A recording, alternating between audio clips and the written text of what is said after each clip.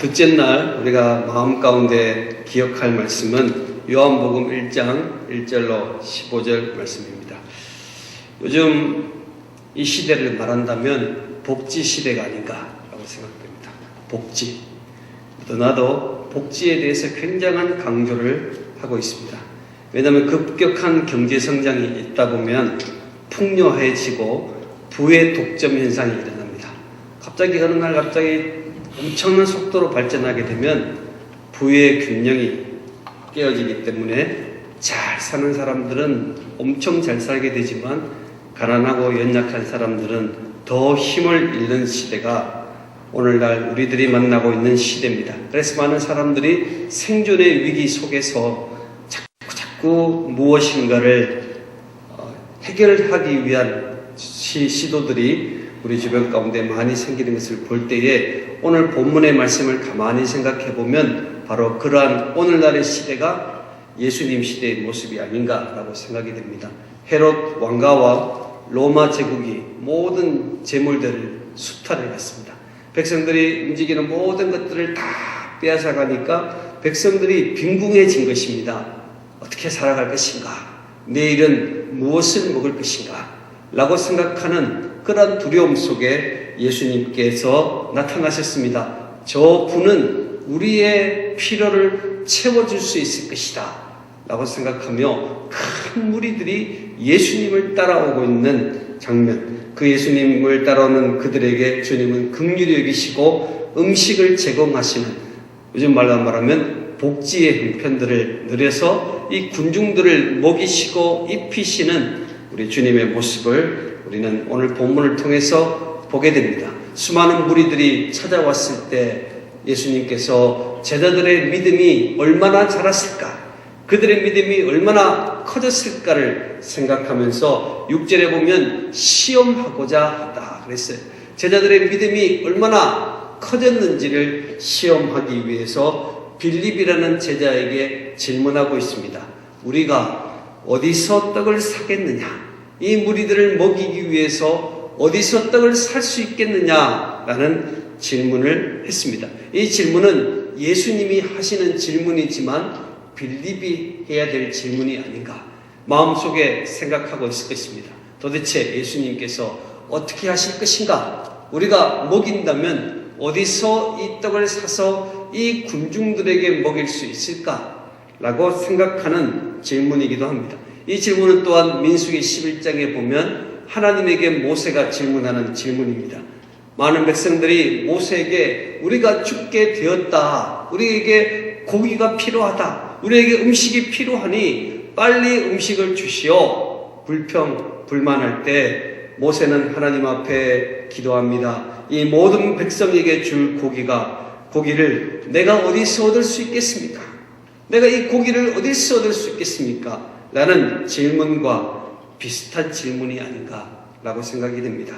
우리가 어디서 떡을 사겠는가? 이 질문은 늘 우리 속에 질문되는 질문 아니겠습니까? 하나님, 우리가 어떻게 살겠습니까? 이렇게 빈궁하고 이렇게 어려운데 우리가 어떻게 살 수 있겠습니까? 라는 질문, 우리가 많이 하는 질문입니다. 그래서 7절 말씀에 보면 8달치 품삯이 우리가 더 조금씩 모은다 할지라도 8달을 힘있게 일해서 얻을 수 있는 그 품삯만큼이나 돈이 필요합니다. 빌립은 믿음의 빈곤을 나타내기 시작합니다. 예수님을 따라서 무엇인가 될 수 있다라고 생각하여 힘을 얻었던 제자들, 풍랑을 잔잔케 하시는 주님을 보면서 놀라하면서 야, 정말 이분은 그리스도시다 라고 생각하며 힘있게 주님을 따랐던 그들이 할지라도 현실의 문제를 만나니까, 참 이 현실이라는 게 이렇게 어려운 것입니다. 현실의 문제를 만나니까 믿음의 빈곤을 나타내면서 잘못된 계산을 하고 있습니다. 1 더하기 1은 2지만 믿음의 계산으로는 1 더하기 1이 3이 되고 100이 되고 1000이 되는 것 아니겠습니까? 우리 주님께서 그 부분을 보여주신 것입니다. 그리스도시다라는 사실을 명확하게 설명하고 알려주었는데도 그렇구나 내가 따라다니는 이분이 그리스도시구나, 하나님의 아들이시구나를 그들은 인지하면서도 현실의 문제에서는 늘 잘못된 계산, 잘못된 믿음의 빈곤을 내어놓고 있는 오늘 빌립의 모습, 이 모습이 오늘 저와 여러분의 모습이 아닌가라고 생각이 됩니다. 오늘 우리가 왜 예수를 믿으십니까? 왜 하나님을 향하여 나아가는 제자들이 되십니까? 오늘 우리 하나님께서는 이 현실의 문제조차도 전능하신 하나님의 편에 서서 계산하고 생각하는 믿음을 우리들에게 원하고 계신 것입니다. 그의 마음에 시험하되, 오늘 우리 하나님께서 많은 일을 통해서 우리들의 믿음을 시험할 것입니다. 이들이 얼마나 믿음이 성장했는가, 얼마나 이들이 하나님 앞에 올바로 서 있는가는 현실의 문제를 보내줍니다. 뜬구름 잡는 이야기가 아니라 현실에 오늘 우리들에게 주어진 문제를 우리들에게 다 제출하면서 너의 믿음이 정말 자랐는가? 라고 주님은 테스트하고 있는데, 결국 그 테스트의 시험에 빌립이 넘어지면서 빈곤한 믿음을 드러내고 있습니다. 오늘 두 번째 제자는 안드레입니다. 이 안드레는 예수님의 이야기를 들으면서 그 무리 가운데 누가 무엇을 가지고 있는지를 찾기 시작했습니다. 소재를 찾기 시작했습니다. 그 안드레가 보리떡 5개와 물고기 2마리를 가지고 있습니다. 그러나 그 역시 이것밖에 되지 않는 현실을 보면서 절망적인 현실을 맞이하게 됩니다. 9절 말씀 한번 읽어볼까요? 9절 시작. 물고기 가지고 있나이다. 그러나 그것이 이 많은 사람에게 얼마나 되겠사옵나이까. 아멘. 그렇습니다. 오늘 안드레가 보리떡 5개와 물고기 2마리라는 현실을 이기기 위한 가장 미미한 매개체를 가지고 예수님께 찾아가고 있지만 그의 마음에 어떤 마음이 있습니까? 이것 가지고 많은 사람들에게 얼마나 도움이 되겠습니까? 네, 예수님의 능력을 믿지 못하는 것이죠. 오늘 현실의 부분이 너무나 작으면 예수님께서 이루실 일들에 대해서 기대함을 가지지 못하는 오늘 제자의 모습을 보게 됩니다. 안드레가 예수님이 하시는 말씀을 듣고 온 무리를 뒤져서 이 음식을 가져왔지만 이것이 턱없이 부족하니까 이것 가지고 이 무리들을 어떻게 할 수 있겠습니까? 라는 질문을 하고 있습니다. 그들에게는 예수님이라는 현실은 그들에게 대안이 되지 못했습니다. 오늘 그들은 늘 주님을 따르겠다고 주님을 따르고 있지만 예수 그리스도는 믿음일 뿐이다. 신앙 가운데 세워질 믿음일 뿐이지 현실의 문제를 해결할 수가 없다라고 생각하고 있다는 것입니다. 그러나 신앙은 현실입니다. 같이 해볼까요? 신앙의 문제는 현실의 문제입니다. 네, 많은 사람들이 주님 앞에 나오고 있지만 결정적인 순간에 주님을 떠나는 이유가 무엇입니까? 신앙은 신앙이고 나의 삶은 삶이다라고 생각한다는 거예요. 예수 그리스도를 믿는 신앙이 현실에 연결이 안 되는 거예요. 교회에서는 열심히 하나님을 섬기고 하나님, 내 인생의 전부는 하나님이십니다. 내 인생의 모든 것은 전능하신 하나님께서 주관하고 계십니다라고 고백하고 있지만 나의 현실의 밥그릇의 문제에서는 내가 너무너무 궁색하고 내가 너무나 어려운 속에서 빠질 수밖에 없는 것은 신앙과 현실이 연결되지 않는 안타까움 때문이 아닌가. 오늘 제자들은 주님을 따르는 놀라운 일들을 경험했습니다. 풍랑을 잔잔케 하시는 놀라우신 하나님을 그들은 발견하고 있습니다. 그리고 함께 이 자리까지 왔는데 그들이 가만히 생각해 보니까 그들이 지금까지 따라온 그 주님의 모습의 놀라움을 보았지만 물고기 5마리, 물고기 2마리, 보리떡 5개 이거 딱 보니까 기가 막힌 거예요. 기가 막힌 거예요. 이것 가지고 무엇을 할 수 있겠습니까? 빌립은 사람들에게 조금씩 돈을 모을지라도 8달치를 일을 해야 얻을 수 있는 돈이 필요하니 어떻게 내가 이 일을 할 수 있겠습니까? 안 됩니다. 라는 질문 대답을 하게 되었습니다. 그때 예수님께서는 믿음의 새로운 역사를 보여주고 있습니다. 오늘 우리 주님께서는요, 반드시 쓰시는 인물들에게는 믿음의 증진을 주시고 또 믿음의 새로운 역사를 보여주시는 분이십니다. 그들이 비록 연약하고 믿음이 부족하기 때문에 그들을 버리시는 분이 아니라 하나님께서 그들을 쓰시고자 하면 반드시 믿음의 역사를 일으켜 주시는 분이 우리의 예수님이십니다. 무리를 잔디에 앉게 하시고 떡과 물고기를 들어 감사한 후에 축사한 후에 나누어 주었더니 12바구니가 남는 새로운 믿음의 역사를 하나님께서 보여주고 있습니다. 그래서 오병이어의 이 사건은 예수가 하나님의 아들이시여 그리스도이심을 보여주는 놀라운 사건이기도 합니다. 오늘 이 놀라운 기적을 보면서 14절 말씀을 한번 볼까요? 14절 읽어보겠습니다. 시작.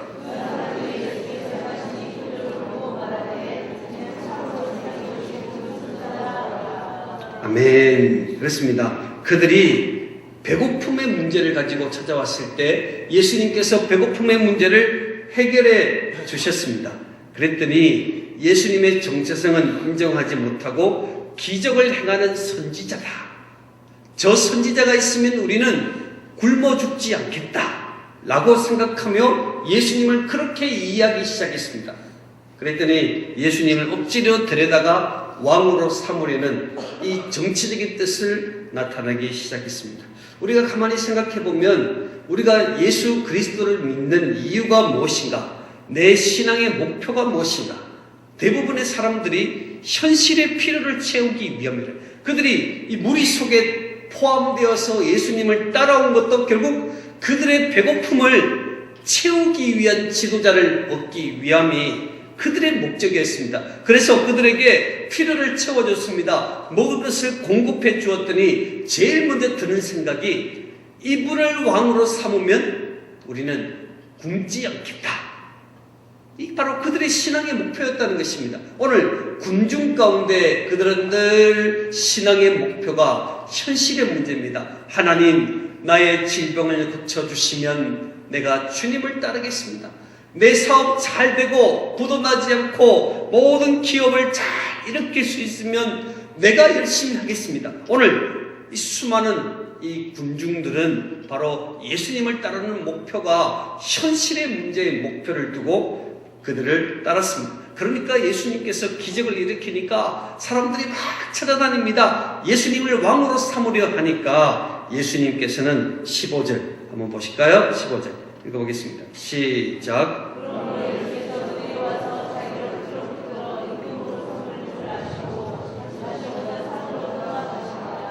아멘. 그렇습니다. 남자만 5,000명이니까 최소 2만 명 정도 되지 않겠습니까? 2만 명이나 되는 수많은 군중들이 한 사람을 찾고 있습니다. 한 사람을 추적하고 있습니다. 여러분, 이 큰 느낌을 아시겠습니까? 우리 예대교회에 속해 있는 모든 이 자리를 꽉 채운 사람보다 수십 배나 많은 군중들이 한 사람을 집중하고 있다. 이거예요. 한 사람을 집중하고 있다. 그리고 그가 놀라운 기적을 일으켰으니까 저분이라면 되겠다라는 간절함이 그들에게 있었을 때 그 필요의 강함을 생각해 보면 정말 그 유혹을 뿌리칠 수 있는 사람이 있을까? 그러나 우리 주님께서는 그 유혹을 뿌리치신다라는 것이죠. 오늘 15절에 보면 자기를 억지로 붙들어 임금으로 삼으려는 줄 아시고 다시 혼자 산으로 떠나가시니라. 왜 그랬을까요? 하나님의 뜻이 아니기 때문에. 현실의 필요가 아무리 그들에게 요구되고 아무리 다가온다 할지라도 하나님의 뜻이 아니기 때문에 산으로 피신하고 있는 우리 주님의 모습을 보면서 믿음이라는 것은 세상의 영광을 나타내는 것이 아니라 십자가를 선택한 것이다. 수많은 이만의 인파에 붙잡힌 바 되어서 함께 왕으로 초대되어 지나갔다면 어떤 일이 벌어졌을까?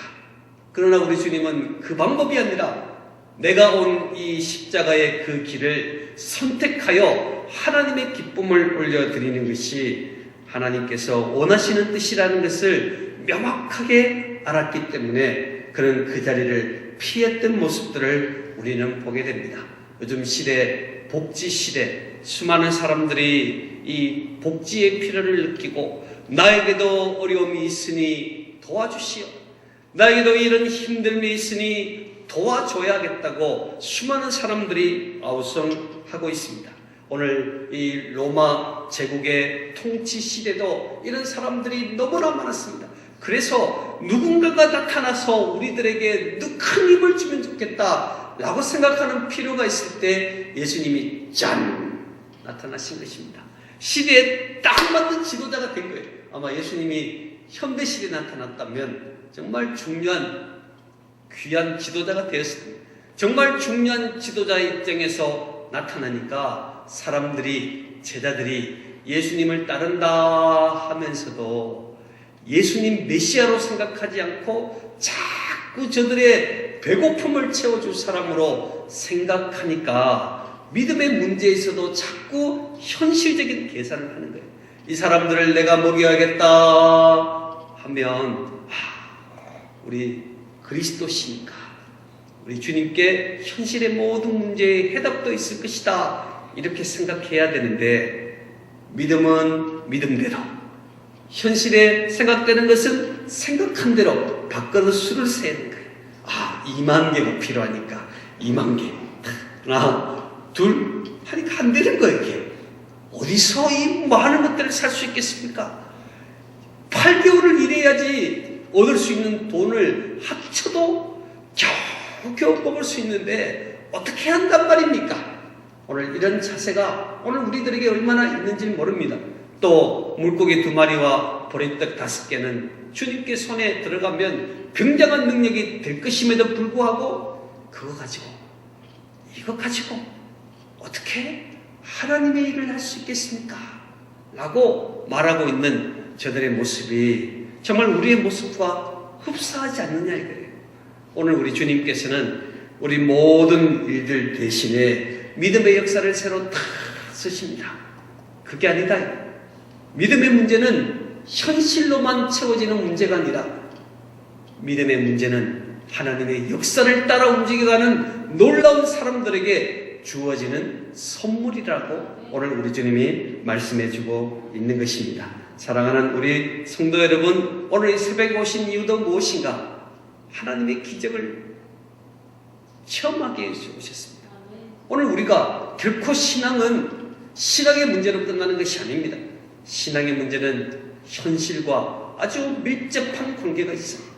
이 하나님의 말씀 성경책은 저 천국 나라를 위해서만 필요한 그러한 책이 아니라 이 시대를 오고 오는 모든 시대의 현실적인 문제까지도 깊이 연관되어서 역사적으로, 과학적으로, 신앙적으로, 현실적으로도 강력한 은혜를 우리들에게 주시는 말씀이 하나님의 말씀입니다. 많은 사람들이 나를 추종할지라도, 나를 따를지라도, 나를 좋아할지라도 오늘 우리가 기억할 것은 하나님의 뜻이 어디에 있는가? 이게 바로 믿음과 밀접한 관계가 있고 우리 하나님께서 우리를 통해서 놀라운 복을 주시는 주의 통로임을 믿을 수 있기를 바랍니다. 자, 우리 옆 사람에게 한번 인사하겠습니다. 믿음은 세상의 영광의 길이 아니라 십자가를 선택하는 길입니다. 네, 십자가를 선택하면 우리 주님이 책임지십니다. 네, 이게 안 믿으시는 분이 있으십니까? 네, 십자가를 선택하면 우리 주님이 책임지신다는데 제자들은 안 믿는 거예요. 이렇게 따라다니면서. 그 말은 무리들은 아예 안 믿는다. 무리들은 전혀 안 믿습니다. 무리들은요, 배고픔만 채워주면 돼요. 그래서 우리가 무리로 있으면 아무것도 아니라는 거예요. 주님은 따라가지만, 주님은 믿지만, 무리는 배고픔만 채워주면 되는 거예요. 내 아픈 병만 낫게 하면 무리는 오케이, 만사형통. 그런데 제자들은 그렇게 하면 안 된다. 제자들은 배고픔을 채워주는 것으로 주님을 따르는 것이 아니라 내 삶에 주님을 따르는 목적을 명확하게 할 수 있는 인생이 우리들에게 돼 있어야 된다. 그래서 우리가 이번 전도 부흥회를 통해서 우리가 우리의 삶을 다시 한번 점검해야 된다는 겁니다. 배고픔이 우리의 인생의 목적이 아니구나. 배고픔을 채우고 잘 있는 것이 내 인생의 목적이 아니라 우리 하나님께서 나를 이 자리에 부르신 이유, 바로 믿음의 역사를 새롭게 써가는 일에 주역이 되기 위해서 나를 오늘 하나님이 부르셨구나. 그래서 우리가 전도 부흥회 때 주일부터 시작해서 힘들지만 수요일까지 여러분이 딱 시간을 고정해서 내 인생의 목표가 뭔가, 하나님이 왜 하필이면 저 많은 옆에 있는 분도 있는데 왜 나를 부르시는가에 대한 명확한 해답을 가지고 오늘 이 시대에 하나님을 섬기는 자로 하나님 앞에 세움받기를 축복합니다. 기도하겠습니다.